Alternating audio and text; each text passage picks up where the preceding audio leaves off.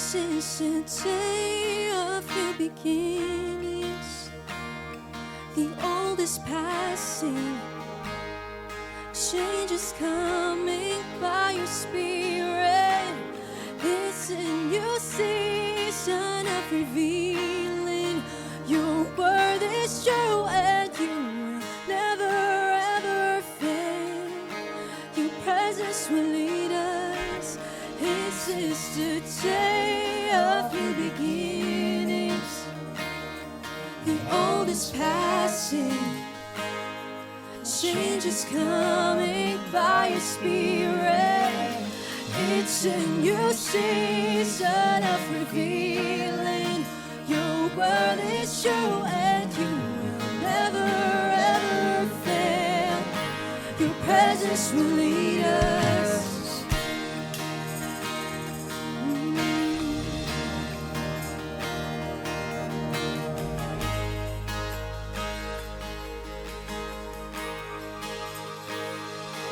Always providing in the desert and filling our souls with living water, lighting the night with holy fire, turning dead ends into doorways. This is the day of new beginnings. The old is passing, change is coming by your spirit. It's a new season of revealing. Your word is true and you will never ever fail. Your presence will lead us, always providing in the desert, filling our souls with living, lighting the night with holy fire, turning dead ends into doorways. This is the day of new beginnings. The old is passing, change is coming by your spirit. It's a new season of revealing. Your word is true and you will never ever fail. Your presence will lead us.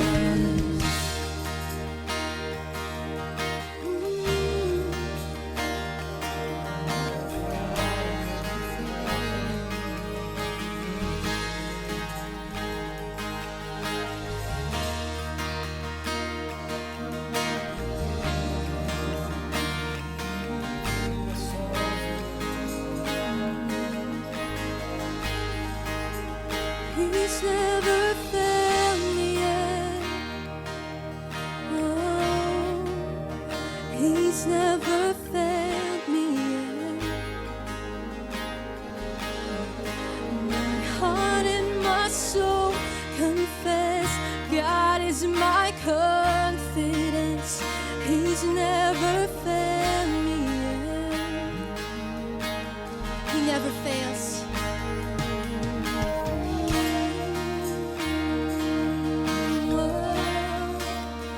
He's never failed me yet. My heart and my soul confess, God is my confidence. He's never failed me yet. He's never failed me yet. Oh, he's never failed me yet. My heart and my soul confess, God is my confidence. He's never failed me yet. He's never failed us yet. He's never failed.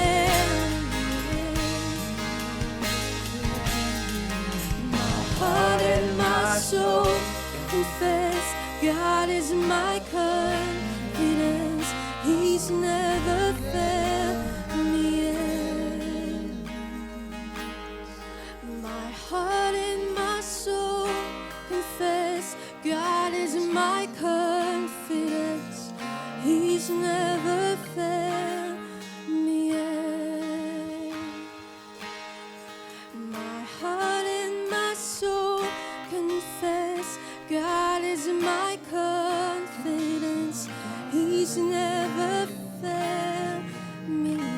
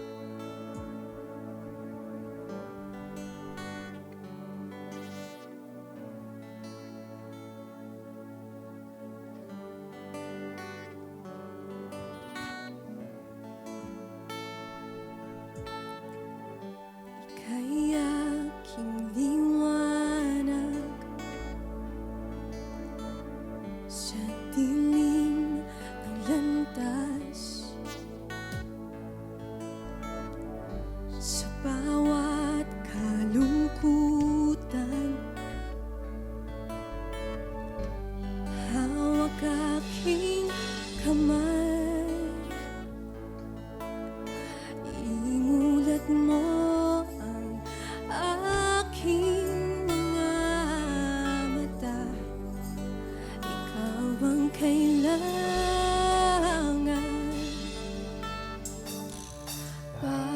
Pag-ibig mo naririto, walang katulad. Pagmamahal mong kay langit, walang katulad.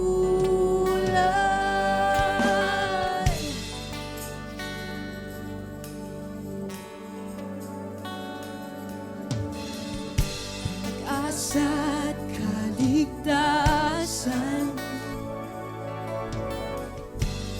gabay at lakas, lahat ng dinikha mo'y pinupuri ka.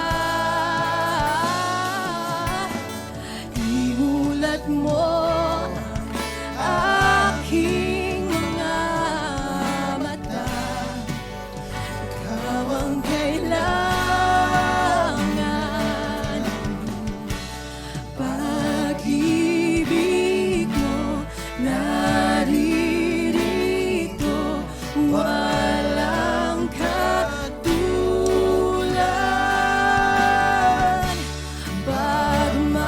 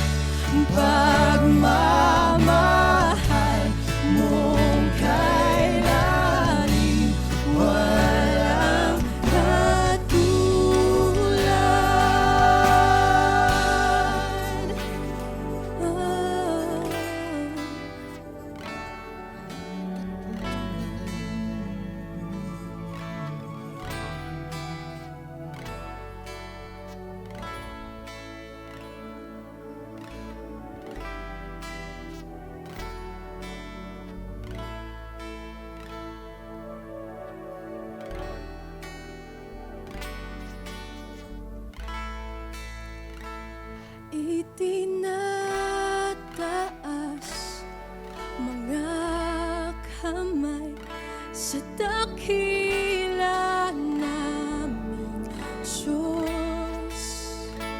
Walang papantay sa iyong pagmamahal.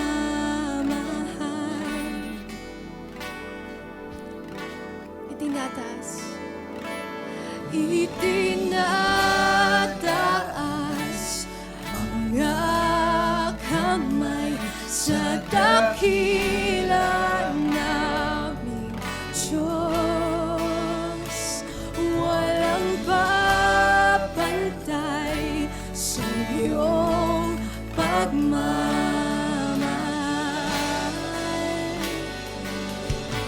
Oh, itinataas ng kamay sa dakila namin Diyos. Walang papantay sa iyong pagmamahal. Ikaw ang kailangan, pag-ibig mo naririco, walang katulad. Pagmamahal mong kailalim, walang katulad.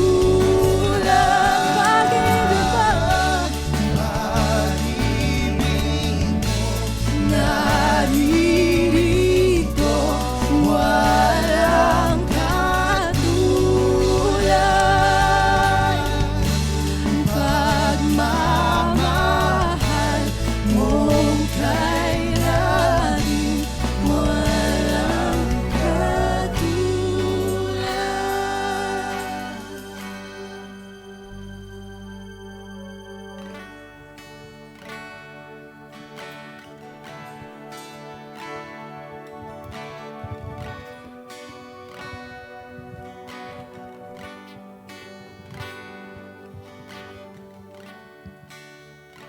Panginoon, nagpapasalamat kami, Panginoon, dahil sa araw na ito ay narito na naman ang iyong presensya sa aming kalagitnaan, O Diyos. Salamat po, Panginoon, dahil binigyan niyo po kami ng napakalaking pribileyo na sumamba sa iyo. Ikaw na Diyos na lumikha sa amin. Ikaw na Diyos na makapangyarihan. Ikaw na Diyos na walang katumbas. Walang maiambing sa iyo. Panginoon, maraming salamat po, Diyos, dahil binigyan niyo po kami ng kaligtasan. Binigyan niyo po kami, Panginoon, ng kaligtasan na hindi kami karapat-dapat tumanggap. Hindi kami karapat-dapat. We don't deserve it, O God. But because of your great love, your mercy, your grace, O God, your unconditional love, Panginoon, hindi po namin kayang abutin ang inyong pong kaisipan. Subalit, Panginoon, ipinahayag niyo po sa iyong mga salita ang iyong plano sa buhay po ng bawat isa sa amin. Ang lahat po ay nagkasala. No one is righteous, not even one. Pero ikaw, Panginoon, ay may plano na magmula pa noon. Maging sa nagkaroon po ng pagkakasala ang una mong nilikha, sila Adam and Eve. May plano ka na, Panginoon, sa buhay po namin. Kaya, Panginoon, hanggang sa aming generation na ito, Panginoon, taus-puso po kami nagpapasalamat dahil bahagi po kami ng inyong plano. Maraming salamat po, Panginoon, sa kabila po ng pangyayari sa aming paligid. Ang lahat ng ito, Panginoon, kasama po sa inyong plano, Panginoon. Ang lahat ng pangyayaring ito, Panginoon, ay alam nyo, sapagkat ikaw, Panginoon, ay may kontrol ng lahat ng bagay, Panginoon. You are sovereign, O God. You are in control. You are the great God Almighty, the Lord, the Most High. Kaya, Panginoon, salamat po. Dahil sa araw na ito, nakapagsasamba kami Sa araw na ito, nadadama po namin ang presensya ng iyong Holy Spirit. Sa araw nito, Panginoon, minsan pa ay makakarinig kami ng mensahe sa iyo. Minsan pa, Panginoon, lalakas na naman ang aming pananalig at pananampalata. Minsan na naman, Panginoon, ay gagawa ka ng himala sa buhay namin. At kami po, Panginoon, ay lalakas, magkakaroon po ng hope, pag-asa sa kabila po ng mga dinaramdam po ng mga ilan sa amin, Panginoon. Tangi ikaw lamang po ang kailangan ng daigdig, Panginoon. Kaya, Panginoon, tanggapin niyo po ang aming taos-pusong pagpapasalamat mula sa aming puso, Panginoon. Amin pong dinideklara, ikaw po, Panginoon, ang pag-asa, ang hope ng aming bayan, ng aming buhay, ng aming iglesia, ng aming future. Ikaw lamang, Panginoon. Kaya salamat po, Diyos, naniniwala kami, Panginoon.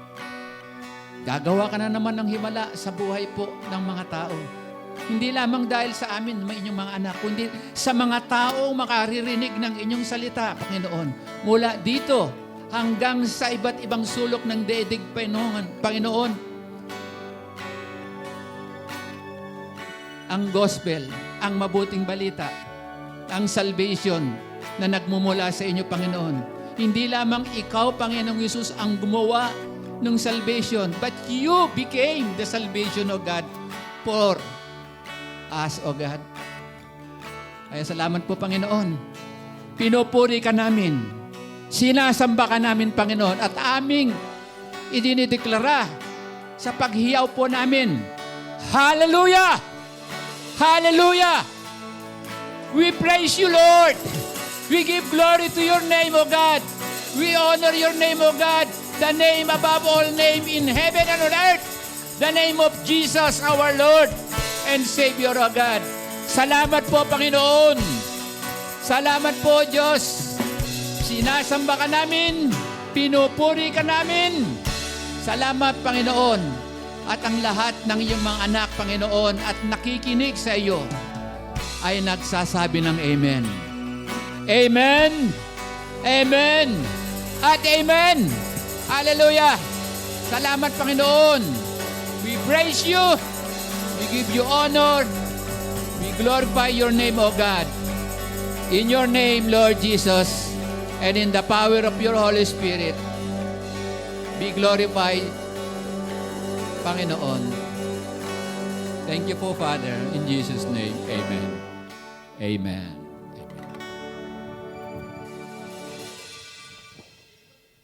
Magandang umaga po. Morning, kumusta po kayo? Sunday na naman po, no? Napakagandang privilege po to sa atin to worship God. Kaya nga po dun sa ating mga awitin, ito po ay pagbibigay natin ng honor and glory sa Panginoon, yung pag-worship po sa Kanya.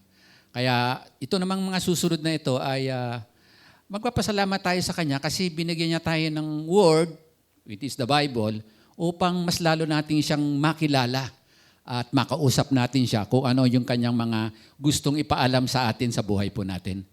Saglit po tayong manalangin. Panginoon Diyos, maraming salamat po sa araw na ito. Pagpalain niyo po, Panginoon, ang aming pong pag-aaral. Salamat po, Panginoon, sa pinagkaloob niyo po sa aming kaligtasan, sa buhay na walang hanggan o eternal life. Salamat po, Panginoon, sa peace and joy na kahit ano po ang nangyayari sa aming paligid, ay sa aming pong pagtitiwala sa inyo, Panginoon, narito kami, Panginoon, upang pumuri at sumamba sa inyo. Salamat po, Panginoon, sa pangalan ni Jesus. Amen at amen. Meron po akong kaibigan at saka hindi naman masyadong close friend, pero matagal na po kami hindi nakikita. Ikakwento ko po sa inyo to. 4 sila na nakilala ko po. At ito ay true to life story. So tago na lang natin sila sa pangalang Mr. A, Mr. X, at saka si Mr. Rock. So 3. Yung isa, kilala nyo yun. Mamaya sabihin ko sa inyo. Si Mr. A, ang sabi niya noon, hindi totoong merong heaven. Hindi totoong may hell. Ang heaven dito sa lupa Pag masaya ka, sagana ka sa buhay, marami kang kaibigan, wala kang kaaway, heaven ito. May sinasabi mong hell, wala. Ang hell, pagka nagdurusa ka, naghihirap ka, may sakit ka, may kaaway ka, ang hell, andun sa sementeryo. Yun po yung sabi ni Mr. A. Matagal na yun eh. Siniran ko siya ng Word of God, pero talagang yun yung kanyang philosophy sa buhay. Hanggang sa tumanda, hanggang sa ikinamatay na niya. Yung kanyang paniniwalang yon. Si Mr. X naman, ang sabi niya, Brad, hindi ako pupunta sa heaven. Alam ko eh. Kasi sa buhay kong ito, hindi ko maintindihan kung ano yung tamang religion. Hindi ko malaman kung sino ang tama. Kaya sa palagay ko, sa purgatorio lang ako eh. Sana naman, marami akong friends at relatives na magpe-pray sa akin para naman makapasok ako sa heaven, kung saan man yon, kahit doon lang sa dulo. Yun ang kanyang pinanghawakan sa buhay. Hanggang sa ikinatanda niya, hindi ko na rin siya nakita dahil wala na siya rito sa lupa. Si Mr. Rock naman, dati kasama namin siya sa church, somewhere in Metro Manila. Yan. Ang galing niyang tumugtog, kasama sa banda eh. Ang galing umawit. Tsaka meron siyang karisma. Yan. Nakasama namin siya sa loob ng mga 3 to 5 years. Pagkatapos hindi na namin nakita. Ang huli namin pagkikita doon sa cinema, sa Mega Mall. Nanood kami ng documentary film doon. Nung makita ko siya, ibang-iba na rin yung itsura niya. Mukha na siyang rockista. Mukha siyang Metallica. Sabi ko, Brad, ano nangyari? Sabi, masaya naman ako. Bakit wala ka na dun sa church? Bakit ano bang nangyari?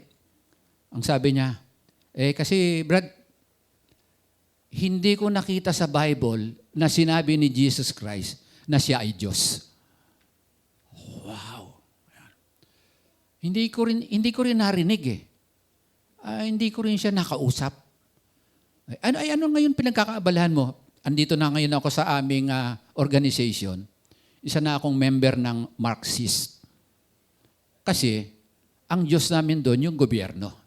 Hindi kami pinababayaan. Yan. So makikita natin, maraming philosophy ang mga tao. Lalo sa ating panahon. Marami tayong naririnig na magandang mga messages. Motivational, yes, maganda yan. Nakaka-strength ng mga paniniwala natin. Nabuboost po yung ating self-esteem. Inspirational. Yan. Kaya lang, parang napakalaki ng kulang. Sapagkat hindi masyadong nabibigyan ng karagdagang Word of God. Yan. O kaya, karagdagang paliwanag. Kaya nakausap ko naman yung isa, no? Sabi niya, hindi bale na, masaya na ako rito. Kung saan man ako mapunta, at least malalaman ko, merong ang impyerno. Merong mga taong ganun, ano?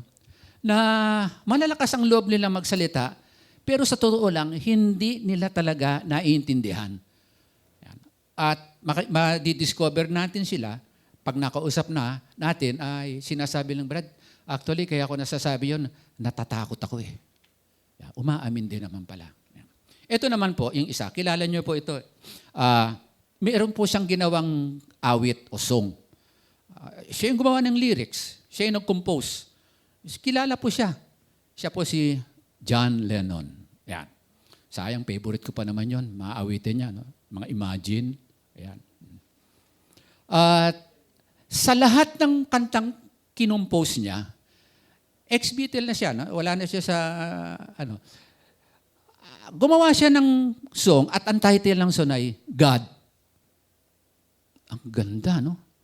Parang parap sa unang pakinggan, okay si Mr. John Lennon na mukhang nagbago na. Iba ng tipo ng sinusulat niyang mga awitin. No?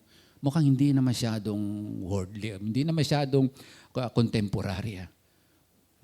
Tapos, nung makita o pinakita yung lyrics, ang sabi ng producer, Mr. John Lennon, hindi natin pwedeng ipustro ito eh. Walang bibili nito eh. Malulugi tayo. Kasi lahat ng famous religious leader, inatake mo eh. Yung mga legend politicians, inatake mo eh. Yung kapwa mo musicians na considered as legend, inatake mo eh. Tapos kung makikita natin, ang nilalaman ng lyrics, sabi niyo sa lyrics, ito yung lyrics na sinulat niya, I don't believe in magic, I don't believe in tarot, I don't believe in Hitler, I don't believe in Kennedy, in kings, in Elvis, in Buddha, in mantra, in yoga. I don't believe in Beatles. I don't believe in the Bible. I don't believe in Jesus. I don't believe in God. I only believe in me and Yoko. After few years, he was killed. Ayon dun sa nagre-research, sayang, walang dokumentaryo na nagsasabing someone or somebody nag-witness or nag-share ng Word of God sa kanila or sa kanya. Yan. Naalala ko pa nga si Elvis Presley, 2 weeks before nung siya'y mamatay, binisita siya ng isang famous evangelist, si Rex Humbard. Yan. Si Elvis Presley naman kasi dati naman siyang Christian naman siya, Pentecostal. Actually, siya ay isang gospel singer eh. Yan, bago siya naging king of rock and roll. So, ang ibig ko lang sabihin ganito, kumusta po kasi yung message of salvation? Sa modern church kasi, maraming mga messages na magandang pakinggan. Magandang kunin yung ibig sabihin ng preacher o nung speaker. Motivations. Yes, nakakabigay ng sigla. Nagiging motivated tayo. Ayan. Positive thinking ang dating. Maganda naman talaga, inspirational. Kaya lang, without the seriousness of sharing what the gospel is, sayang. Sayang ang mga taong nakaupo sa simbahan. Kaya nga siguro sabi po ng marami, itong pandemic na ito, although yung iba hindi naniniwala, kami naniniwala, sabi ng mga theologian, and I agree with them, it is from God. Ha? Akala ko ba mabait, maayos ang Diyos? Brad, if you will study the scripture from Genesis to Revelation, God is sovereign. God is in control of the entire universe. God is your creator. Siya ang lumikha sa iyo eh. Biro mo nung likha ka niya sa katawan natin, kompleto ito eh. Yung ating muscle, yung system ng body natin, circulatory system, digestive system, yung muscular system, skeletal system, niligan pa niya yun ng mga cell. Hanggang sa inalaw niya na ma-discover ng mga tao yung DNA natin. You are created by a supreme being. Someone who is so intelligent. Yes. At ang maganda niyan, inireveal niya yung self niya in the Bible. Ganun po ba? Yes. Kaya, kung maaari, ang laging sinasabi po o tinuturo ng mga masisipag na preacher o teacher, kagaya natin sana, study the Word of God diligently. Bakit? Make it part of your system. Yun kasi yung way na makakausap natin ng Diyos eh. Ayan.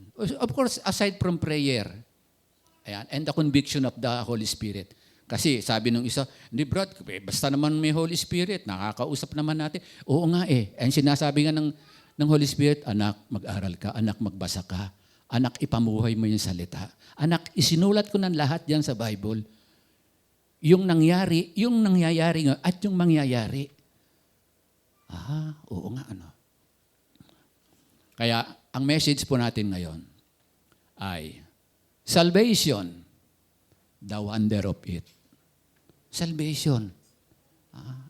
Ano yung beauty? Ano yung holiness? Ano yung power sa salvation? Hindi pa ba sapat yun? Alam ko naman yan, brad, si Jesus Christ namatay, tapos muling nabuhay, tapos nagkaroon tayo ng salvation, salamat. Yan. Hindi lamang yon. Romans chapter 6 verse 23. Paborito po ng marami ito. No? The wages of sin is death, but the gift of God is eternal life in Christ Jesus. Meron po kasama noon, sabi, Pastor, wala bang iba? Wala bang mas malalim dyan? Nakakasawa na yan eh. Nandun na yun sa aming study namin sa GPI 1 namin eh. Yung iba, Pastor, yung malalim. Ayan. Sige. Kung mababaw yan, sige. Basahin mo uli. Tingnan mo. Ayan. Sabihin mo sa akin, ano ang nakita mo? Ano ang insight mo na sinabi? Ano ang reflection mo? Ano ang message sa iyo ng Holy Spirit diyan? So makikita na, itong verse na ito, no?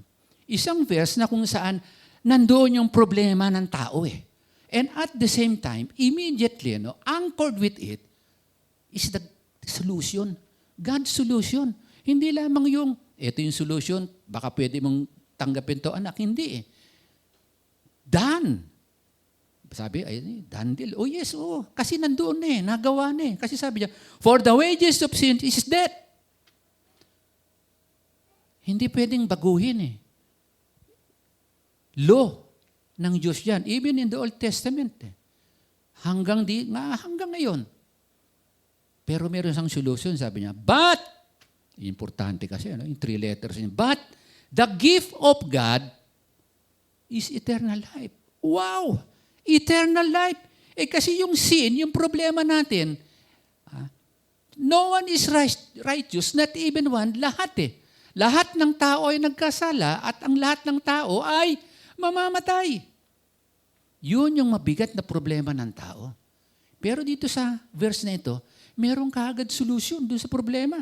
But the gift of God is eternal life. What is eternal life? We don't deserve it. Kaya lamang po nagkaroon ng eternal life because of God's mercy. God's grace. Yun ang dapat nating tandaan.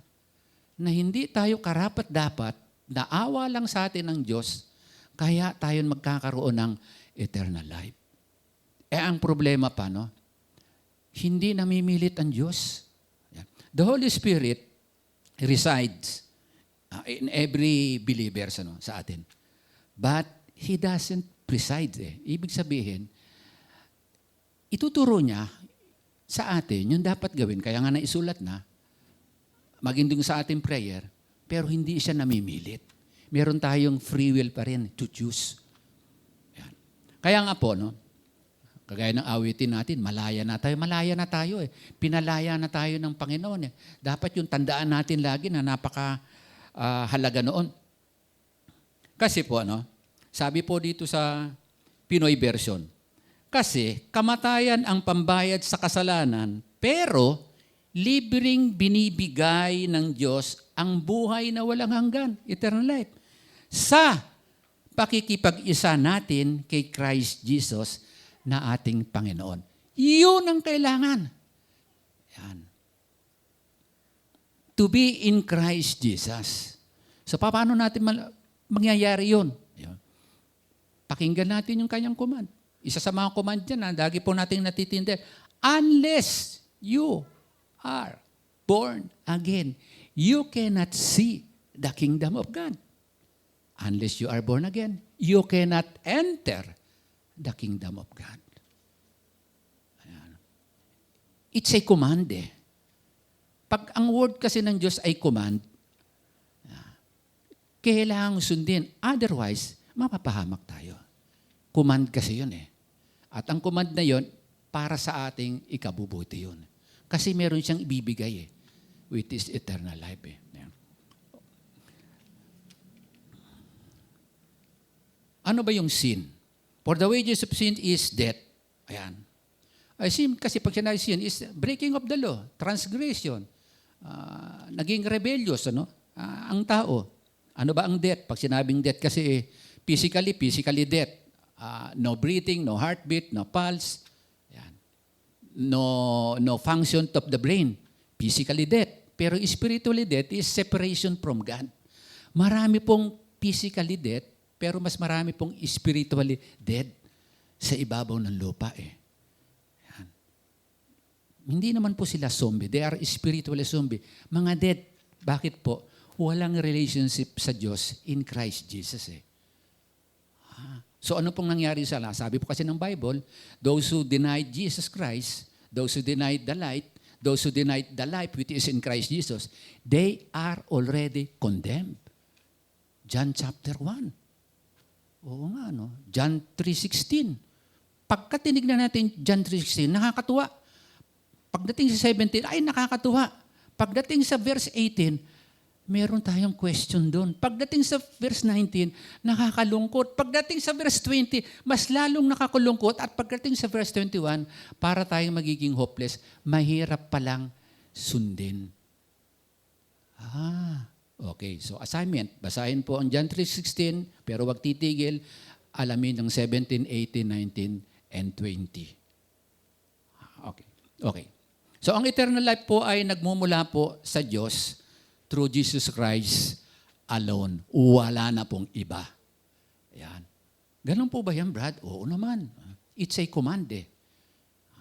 Okay. Ano ba yung effect ng sin sa buhay po ng tao? Ito. Meron pong 4 o 4 common effect of sin. Sin separates us from God. Kaya naalala natin sila Adam and Eve, no? Pinalabas po sila po sa paradise. Separation from the presence of God. Yan. Sa ating panahon din, o kaya, mas lalo na yung before the coming of our Lord Jesus Christ, yung pong disobedience sa Diyos, they are separated from God. Sa ating panahon naman, those who rejected the Lord Jesus Christ, His command, His word, they are already condemned. Masakit po yung totoo eh. Pero yun po ang sinasabi po ng Diyos. Paano yung mga taong hindi nakakaalam nun? They are spiritually dead. Naglalakad po sa kalsada, physically alive, but they are spiritually dead. Saan po ang kanilang final destination? Hell! Yan. Kahit dito sa ibabaw ng lupa, makikita ho natin, there is no peace, no joy, no victory. Makikita natin masaya, but that is only temporary. Okay. O ganun po. Okay. Number 2, sin makes us feel guilty. Hindi lamang po yung kasalanan na nagawa natin, kundi maraming taong nagtatanong, ano ba yung eternal life? Saan ba mapupunta ang tao? Sa heaven, sa hell? Ano ba talaga ang buhay namin dito? Meron po kasing guilty feelings. Bakit po? May question mark, who is God? Who am I? Yung pong salvation ay hindi klaro sa buhay ng tao. Lalo na po yung mga unbelievers. At, Pastor, totoo ba? Oo naman. Sabi nga, naku, Brad, Pastor, you will be shocked. Bakit? Ito si ano ganito. 10 years na sa church. Tapos nung nakausap namin, iyak ng iyak, ngayon lang niya nalaman. Ngayon lang siya magkakaroon ng assurance na magkakaroon siya ng salvation. Dati kasi church-goer lamang siya at masaya siya. Pero nung nalaman niya, ay yun pala ang katotohanan. Hindi ko na-experience yan eh. Nagpalit lang pala ako ng religion. From the other religion, dito sa church ninyo. At nakisama ako. Natuto naman ako. Natuto akong magdasal, natuto akong mag-lead, natuto akong mag-serve. Pero hindi ko nadama yung intimate relationship with God. Na sinasabi nyo, na sinasabi nila. Hindi eh. Ayan. Okay. Number 3, sin allows Satan to accuse believers. Pwede ba yun? Yes. Bakit po? Inalaw kasi ni Lord eh. Yun po yung power ni Satan that was allowed by God. Pero huwag tayong matatakot ha. We cannot compare Jesus Christ to Satan. We cannot compare the Lord Jesus Christ to Satan. Common error po ng maraming Christian po yan. No? Huwag po tayong matakot. Kung ikaw ay tunay na believer, hindi ka na dapat matakot kay Satan. Ang power lamang niya sa iyo bilang Christian, because ikaw ay meron kang Jesus Christ sa iyong heart, sa iyong isipan, at meron kang Holy Spirit, yan, he will try to deceive you. Kaya, kung ikaw hindi prayerful, kung hindi ka alert, kung hindi ka ay namumuhay bilang isang matatag na Kristiyano at hindi ka malapit sa Word of God, pwede kang ma-deceive. Ayun. Paano, Pastor, kung hindi pa Kristiyano, ayun na nga, wala nang problema doon. Bakit? Ang problema po doon, paano siya makakaalis doon? Kasi, nandito siya sa daigdig, nandito siya sa world, si Satan, ang prince of this world, sa kanya na yon. Kaya nga ang repentance, nung nag-repent tayo, no, narinig natin yung word of God, tapos gumawa tayong na-decision. Pero kaya nakita ko, ako pala yung makasalanan at kailangan ko ikaw ang kaligtasan kasi mapapahama ako. Ito yung repentance. Repentance is turning from sin, turning from Satan unto God. So we declare war against Satan. Kaya nga ako tayo binibigyan ng Diyos ng armor of God, the helmet of salvation, the breastplate of righteousness, the belt of truth, the footwear, with the readiness to spread the good news of peace, the shield, yung shield, which has the power to extinguish the fiery arrow of the enemy. May fire extinguisher yung binigay sa atin ng Lord. Ano pa? Yung sword of the Spirit, which is the word of God, gamitin natin. Satan, I rebuke you in the name of Jesus. I don't belong to you. Pag-aari na ako ng Panginoon, wala kang power sa akin. Declare it. Hindi po ito motivational. It's the truth. It's doctrine. It's theological. Ganun ba? Yes. Kaya pala. Number 4, sin demands the death penalty. Ayan. Itong sin demands death penalty, problema ito from the Old Testament, during the times of our Lord Jesus Christ, problema ito ng maraming tao. At ito, listen, ito ay, hindi naman ito naging problema ng Diyos. Pero, kung titignan natin yung scripture, sinasabi niya, pwede ba mga anak, gawin ko ng problema yan. Ako na ang gagawa ng solusyon. In fact, ang totoo naman po, gumawa na po ng solusyon ng Diyos. Meron na po siyang plano. Even in the Old Testament, sa Genesis pa lang, nung nagkasala na po si Adam and Eve, meron na pong plano ang Diyos. Kaya po, sa plano niya, habang dumadaming kasalanan ng tao, alam na po natin, during the times of Noah, sabi doon na wala nang nakitang righteous ang Diyos kundi si Noah na lang. Kaya sabi ng Diyos, I will destroy mankind and every living creatures on earth. Nalulungkot ako. So yung law kasi ng Diyos, the wages of sin is death. Hindi niya pwedeng baguhin yun eh. Hindi kasi nagkakamali ang Diyos. He will never make a mistake eh. He is a perfect God. Anong nangyari doon sa Sodom and Gomorrah? Pagkatapos ng maraming tao, dumami ang masasama. Ayun. Ano sa ginawa ng Diyos? Sabi niya ng Diyos kay Abraham, I will destroy Sodom and Gomorrah. Lord, pwede po ba ganito? Merong plisi. Ang haba po ng pasyensya ng Diyos eh. Ay, ano bang gusto mo, Abraham? Sige, o ganito. Sige, okay, deal. Kung meron ako makita dyan 10, kung meron dyan 5, kung meron ilan, sige na nga, dahil sa kamag-anak mo yan, pinsan mo yan, sige, si Lot, tsaka yung pamilya niya, kahit na sinner sila, because of you, dahil may promise ako sa iyo. Alam mo ba yung promise ni Lord kay Abraham? Na darami ang descendants ni Abraham, children of Abraham, hindi lamang po yun hanggang sa Malakay o sa Old Testament. In the New Testament, hindi na natin babasahin in Galatians, sa book of Galatians, pakikita po natin, lahat ng descendants, yung promise ng Diyos kay Abraham, kasama po ang mga Gentiles, including us. Ganun ba? Kaya dapat tayong matuwa eh. Yung promise ng Diyos, noon pa. Abot sa ating generation at sa generation na darating, yung anak natin, yung magiging anak ng apo natin, yung generation, because of us, yung pakikipag-isa natin kay Christ. That is the beauty, the holiness, and the power of salvation. Ganun pala yun? Opo. Kaya po yung the barrier of sin was broken. Bakit po? Kasi God accept us. Tinanggap tayo kahit na tayo sinner. God forgives us. Pinatawad niya tayo eh. We enter into God's family. Kaya tayo merong ganito. Hindi lamang ito family ng Win Ortigas. Hindi lamang ito yung family ng Body of Christ. No? Ito yung tinatawag na family of God. Ganun pala yun. Opo eh. Kasi ang nangyari, no? Nakita natin yung atonement. Pastor, ano ba yan? Hindi naman tayo magpa-aral. Hindi, ganito lang. Yung atonement kasi ganito, to make it simple. Ano? Ang atonement kasi yung the death, the suffering and death of our Lord Jesus Christ on the cross, His death and His resurrection, kapag pinaniwalaan natin yon at naging bahagi ng ating buhay yon, we are justified. Ha? Yes. Brother Toto, you are justified. Ate Jelik, justified ka.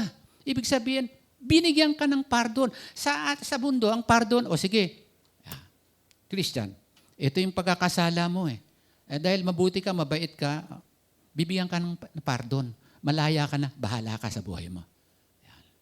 Pero hindi sa Word of God eh. Halimbawa, si Ate Bibian. Ayan. Ate Bibian. Ayan. Justified ka because of your are in Christ. Justified ka. Ibig sabihin, pinawalan ka ng sala dahil may nagbayad na sa iyong kasalanan. Our Lord Jesus Christ volunteered Himself eh. Kaya ang tingin sa iyo ng God the Father, hindi ikaw na dating sinner. Ang tingin sa iyo is the righteousness of Christ.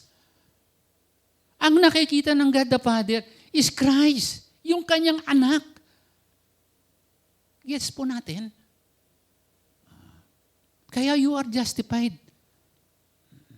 Yun po yung atonement ng Diyos. Ano? We are reconciled. It's a reconciliation between God and man.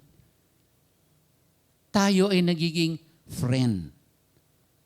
Kuha po natin. Kaya in James sabi po, si Abraham po ay tinawag ng Diyos na kaibigan. Kaya po si Jesus Christ, nung siya po ay nagpapagaling dun sa mga taong lumalapit sa kanya, sinasabi niya, friend, your sins are forgiven. Friend, rise up, your sins are forgiven. You are healed. Friend, yun po yung atonement, yun po yung justification, yun po yung adoption. Ang adoption po, hindi lamang po ikaw ay inaampon, isang bata. Inaampon ka ng Diyos as an adult na mayroong responsibility. Inaampong ka to worship God. Inaampong ka to live a holy life. Inaampong ka, bahagi ka ng family ng Diyos. And in the future, kasama ka doon sa heaven. At kung ano man po yung mangyayari doon sa heaven, kasama ka. That is the beauty, the holiness, and the power of salvation. Hello! Kaya nga we say, hallelujah! Glory to God! Salamat po! Ayan. Biro mo, sa dami-dami po ng mga tao sa ibabaw ng mundo, you are chosen, you are called to be saved. E nag-response ka, yes Lord, I surrender my life to you. I'm yours. Hindi na po ako rito. Hindi na po ako self-centered, hindi na po ako self-conscious, hindi na po ako self-dependent. Panginoon, sa iyo na. Ayan. Sa iyo na ako nagde-depend. Conscious po ako sa inyo. Kaya po, meron po tayong freedom.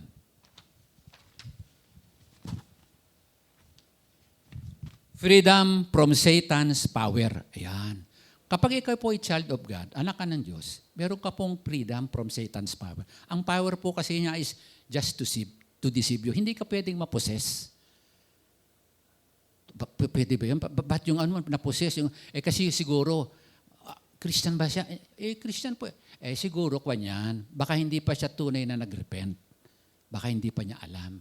Kasi maraming nagpupunta sa church na hindi pa talagang nagkakaroon ng tunay na o true repentance. Ang repentance po kasi pagtalikod sa kasalanan, pagtalikod kay Satan, unto God. So pagkaharap ka sa Diyos, Lord, ano pong gagawin ko? Makinig ka, sumunod ka. Panginoon, ano pong gagawin ko? Sumunod ka. Bakit? Kasi hindi ka na pag-aari ng mundo, pag-aari ka na ng Diyos. You are no longer a slave of this world. You are. Ito yung sinasabing slave to God eh. Pero ang tawag sa iyo, friend, ang tawag sa iyo, son, daughter. Ay, ganun pala yun. Opo. Okay, so malapit na po. Matapos. Freedom from past time. Yan. O past sins. Ibig sabihin po, yung mga sins natin nung nakaraan, mag-move on na tayo, hindi na makakatulong yun. Kung naalala lang natin, for the reason of having a lesson. Freedom from the old self. Yung old self natin, wala na po. Yung dating si Bebot de Tabali, hindi na yun, namatay na yun eh. Bago na itong Bebot na ito. Ayan, Filomeno de Tabali. Ayan, Pastor Bebot de Tabali. Ayan. New creation. Ayan. Newborn. Regeneration po ang tawag natin doon. Ayan. Okay. So freedom from sickness. Hindi naman po ibig sabihin, hindi ka na magkakasakit. Magkakasakit ka tayo, kaya lang, you don't worry much. You begin to trust God. Ayan. At pagka ikaw mayroong tiwala sa Diyos, talk to God, Lord, mayroon po akong kasakit, ito po ako. Ayan. Request ka, pwede niyo pagalingin niyo ako, Panginoon. Ayan. Nevertheless, Panginoon, nakitiwala ako sa inyo. Kung ano pong plano niyo sa akin, okay, Lord, I am ready. Ayan. Be honest. Ayan. Be brave to say, Lord, ano po? Kailan po? Sana po, wag muna. Pag-uusap po ng father and son, adopted child ka na eh. Okay. Freedom from the curse of the law. Ayan, wala na po tayo sa curse eh. Ayan. The wages of sin is death, but the gift of God is eternal life. Wala na po tayo sa curse. Ayan. Kung totoong nag-repent ka na, may Jesus Christ ka na sa inyong heart, sa inyong mind, ayan, sa buhay mo, at meron kang Holy Spirit sa iyong pamumuhay. Freedom from the curse of the law, freedom from judgment. Ayun sa judgment po, kasi po, justify na po tayo. Ang ibig sabihin po ng justification, po, si Jesus Christ po ang nag-volunteer na tanggapin yung kaparusahan ng death. Yun po yung kahalagahan dun eh. Hindi lamang po dahil siya mabuti, mabait, ayan. Kasi, ang naging problema po ng tao kasi. Number 7, freedom from everlasting death. Ayan. Yung everlasting death, nagkaroon na po tayo ng everlasting life o eternal life. Ito po, ganito. Meron pong redemptive blessing na binigay sa atin ng Diyos. Pakinggan na lang natin at pwede niyong aralin sa bahay. Yung redemptive blessing, hindi lamang ito yung blessing na bibigyan ka ng blessing, gaganda ang business, bibigyan ka ng blessing, masaya ka, bibigyan ka ng blessing, gagaling ka sa sickness. Ito po, eternal itong blessing na binibigay niya sa atin. These are the redemptive blessings we have in Christ. Salvation. Magkaroon tayo ng assurance of salvation.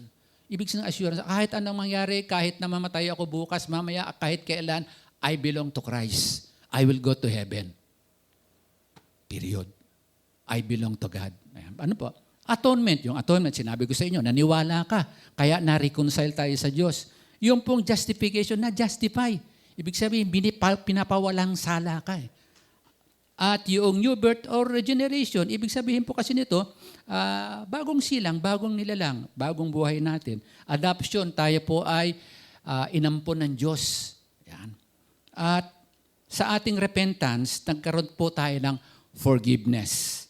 At yung faith, hindi lamang po kung saan ang galing din yan sa Diyos, yung faith sa atin. Ang sinasabi niya, gamitin mo yung anak, yung faith mo. Yan. Okay. Tapos sabi niya rito, redemption, reconciliation, resurrection, and clarification.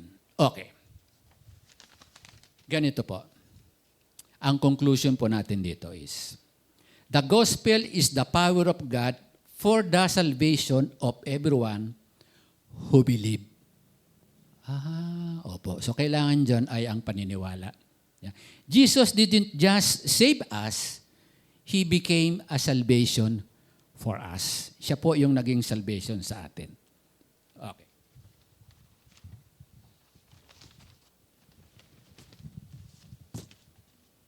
Ito po yung inakong problema ng Diyos. Problema natin ito pero po siya yung gumawa eh. Ang problema po ng tao na inako ng Diyos, sabi rito, no, God's problem is redeeming man. In redeeming man was to justify the sinner without ibig kasi ng condoning or justifying his sin. ang naging parang problema ng tao na binigyan ng Diyos ng solution ay saan magkakaroon o what man could keep the law perfect? Sinong tao ang pwedeng maging perfect dito sa ibabaw ng lupa? Wala except the Lord Jesus Christ. Kaya po ang solution doon, Jesus volunteered to the man to live the perfect life according to the law. Gain the righteousness and then give it as a gift to the believers. Ayan. So yun po ang nangyari. Okay, ito po ay pakinggan po natin in closing. Examine ourselves, evaluate ourselves, and then decide. Ito po yung challenge po natin. Number 1, how much do you understand the beauty, the holiness, and the power of salvation in your life? Letter A, very clear. Letter B, fair enough. Letter C, I'm confused. Letter D, I don't know. Self-examination po natin yan. Number 2, have you already exercised or have you already received the salvation from God through Jesus Christ? Letter A, yes. Letter B, not yet. Letter C, I'm not sure. Letter D, I don't know. Di ko alam. And last but not the least, number 3, are you practicing the power of salvation in all aspects of your life in this complex world? Yeah. Letter A, oo. Letter B, hindi pa. Letter C, di ko sigurado. O letter D, di ko po alam. Meron pong isang bonus na question. Ito ay isang honest, hypothetical question. Narinig na natin ito. Pero for the sake of those, gusto nila maging serious to, no? If I die tomorrow, or if I die today, where will I go? Examine yourself, evaluate yourself, and then decide. Lord, maraming salamat po sa umagang ito. Pagpalain niyo po, Panginoon, ang aming pong pag-aaral ng inyong mga salita. Nawa po, O Diyos, ay tumimo sa aming puso at isipan yung pong kagandahan, yung pong kabanalan, at yung pong kapangyarihan ng salvation na nagmumula sa iyo. Panginoong Hesus, hindi lamang ikaw po yung nagbigay ng salvation, but you became the salvation for us, O God. Maraming salamat po, O Diyos. Kaya, O God, dahil po sa aming narinig, magiging seryoso po kami na alamin ang iyong mga word, ang iyong mga salita na maging bahagi ng aming buhay. At mai-surrender po namin ang aming buhay, ang aming life sa iyo.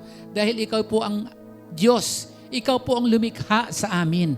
Ikaw po ang may control ng lahat ng bagay sa daigdig, Panginoon.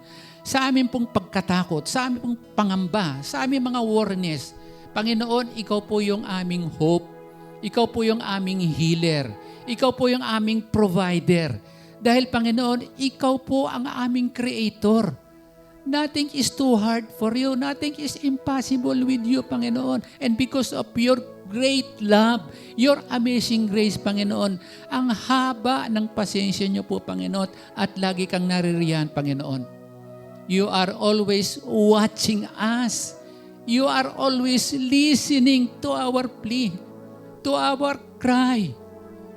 Lord, we pray for those, Panginoon, mga tao sa aming paligid. Hindi nila alam the beauty of your salvation, the holiness of your salvation, the power of your salvation, Panginoon. We pray for them, O God. Holy Spirit, minister to them, O God. Use someone, Panginoon, to witness to them. Nang sa ganun po, Panginoon, makita nila, mahalasap nila, Panginoon, what salvation is. Lord, kami naman po ay taos-pusong nagpapasalamat. Salamat po, Panginoon. Binigyan niyo po kami, Panginoon. It's an amazing grace, Panginoon. Salamat po sa salvation na ito. And we are so grateful and thankful, Panginoon. Maraming salamat po, Panginoon. Tinawag niyo po kami, iniligtas niyo po kami, Panginoon, binigyan niyo po kami ng peace and joy at power dito sa ibabaw ng lupa, Panginoon, to overcome lahat po ng mga temptation dito sa ibabaw ng lupa, Panginoon. At in the future, Panginoon, meron po kaming pangalan, meron po kaming place in heaven, the eternal place, the everlasting place, for all of us who believe in you. Salamat po, Panginoon. In the name of Jesus. Amen and amen. Amen. Amen. Amen. Salamat po, mga kapatid. Nawa po ay nakita natin, naintindihan po natin, at panghawakan po natin yung truth, yung katotohanan that salvation comes from God through Christ Jesus, and it is always available anytime. Yan. Pagpalain kayo ng Panginoon. See you next time. In the name of the Father, of the Son, of the Holy Spirit, the Lord bless you and keep you. The Lord make His face shine upon you and be gracious to you. The Lord turn His face toward you and give you peace. Amen and amen. Magandang umaga po. See you next time. Bye-bye.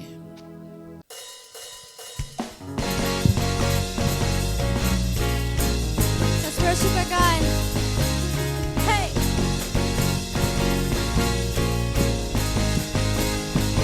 Buong puso, walang alinlangan, buhay inalay niya. Siya'y si Jesus, tagapagligtas ng buong mundo. Ang tanging daan, siya'y si Jesus. Tayo'y matagumpay nang dahil sa Kanya. Jesus, ika'y buhay sa aming lahat. Wala nang higit sa lakas ng pag-ibig. Jesus, katotohanan at buhay ko, kami napapasayaw sa kalayaan mo. Malaya na.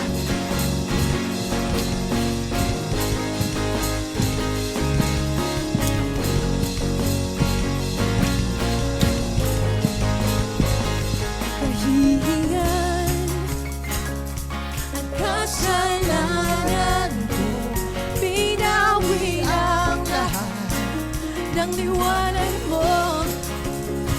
Magpagkailanman ang puso't pagtingin itutuon sa'yo, sa'yo lamang. Tayo'y magtagumpay nang dahil sa Kanya. Jesus, ika'y buhay sa aming lahat. Wala nang higit sa lakas ng pag-ibig. Jesus, katotohanan at buhay ko, kami napapasayaw sa kalayaan mo. Malaya na, hey, hey. Malaya na, hey, hey. Malaya na, hey, hey. Malaya na, hey, hey. Oh, oh, oh, oh. Yun ako'y malaya, sa'yo'y malaya. Oh, oh, oh, oh. Jesus, buhay ka sa'kin at nagahari. Oh, oh, oh, oh. Ngayon ako'y malaya, sa'yo'y malaya. Oh, oh, oh, oh. Jesus, buhay ka sa'kin. Oh, oh, oh, oh. Ngayon ako'y malaya, sa'yo'y malaya. Oh, oh, oh, oh. Jesus, buhay ka sa'kin at nagahari. Oh, oh, oh, oh. Ngayon ako'y malaya, sa'yo'y malaya. Oh, oh, oh, oh. kasakit. Susi kay buhay sa aming lahat. Wala nang hihik sa lakas ng pag-ibig. Jesus ka, totohanan at buhay ko. Kami napapasaya sa kalayaan mo. Malaya na, hey, hey! Malaya na, hey, hey! Malaya na, hey, hey!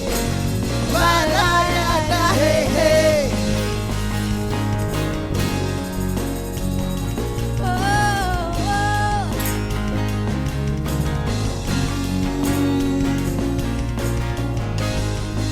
Ako'y malaya. Thank you, Jesus. Thank you, Lord.